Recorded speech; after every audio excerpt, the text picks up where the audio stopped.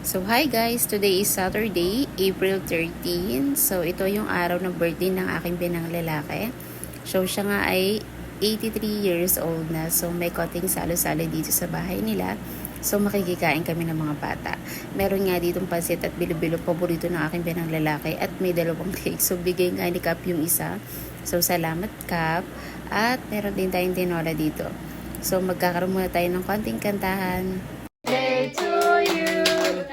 Happy birthday to you.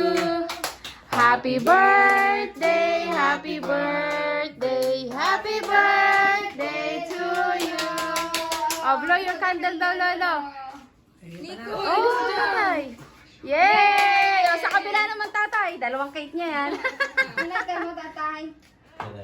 Sa kabila naman. Iyon na may blow. Happy birthday to you. Oh, blow, tatay. Yay! Oh, picture daw. May mga kaunting bisita nga dumating at salamat kina Ate MJ kasi nandito sila. So, ayan ang ating mga bisita ni Kuya Sander. So, salamat sa inyong pagpunta at nag-enjoy nga ang tatay sa Bilo-Bilo. Thank you Kuya Benji at Ate MJ. So, yan ang pinaka-paborito ng tatay ang Bilo-Bilo. So, ang aking anak nag-i-enjoy sa pansit. Nag-iisa siya dun sa labas. Ini-enjoy niya yung ninanamnam niya yung kada subo niya ng pansit. So, ito naman sila Ate Beth at ang kanyang mga classmates. So, may ginagawa nga sila. So, salamat na rin at nandyan sila para sa birthday ng tatay.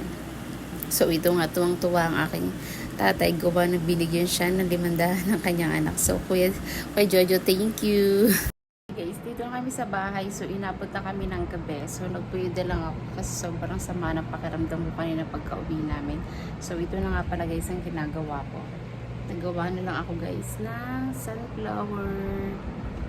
So, ito guys. May sunflower tayong maliit at may sunflower tayong malaki. So, anong oras na rin naman guys? 10 o'clock na. So, kailangan ko na rin matulog.